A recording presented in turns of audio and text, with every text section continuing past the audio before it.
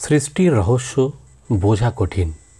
সংসারে সুখ দুঃখ, ন্যায় অন্যায়, ধর্ম অধর্ম, সত্য মিথ্যা, প্রেম পীড়ন, দয়া হিংসা, সাধুতা অসাধুতা সব জড়িয়ে রয়েছে।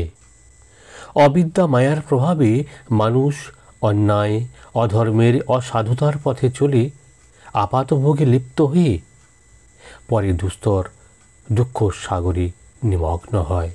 আবার বিদ্যা মায়ার প্রভাবে ন্যায় ধর্ম ও সাধুতার পথে চলে বিষয়ভোগে বিরক্ত হয়ে ঈশ্বর নির্ভরতা অবলম্বনে শাশ্বত শান্তির অধিকারী হয়। সমাজে কিছু লোক বিদ্যার পথে চলে আদর্শ স্থানীয় হন।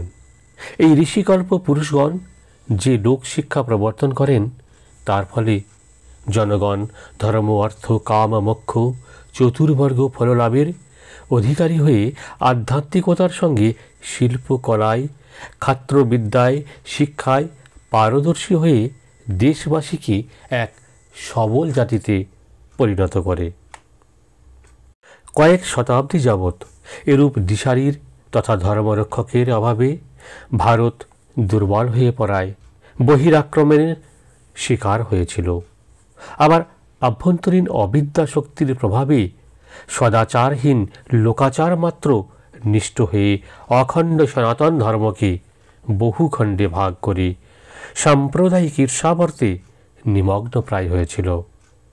তাই এবার আবার সেই সনাতন ধর্মের সর্বলোকের ও সর্বদেশের কাছে সর্বকালের জন্য গ্রহণীয় স্বরূপটি নিজ জীবনে ফুটিয়ে তুলে সনাতন ধর্মের জীবন্ত উদাহরণ স্বরূপটিকে সর্বজন সমক্ষে পুনঃপ্রতিষ্ঠিত করতে মানব সমাজের অন্তর্নিহিত সনাতন পূর্ণত্বকে সমধিক প্রকাশ করে সমাজকে সর্ববিষয়ে বলীয়ান করতে ভগবান শ্রীরামকৃষ্ণ দেব অবতীর্ণ হয়েছিলেন। এই নব যুগ ধর্ম অবশ্যই সর্ববিষয়ে সমগ্র জগতের বিশেষত ভারতবর্ষের কল্যাণকর হবে।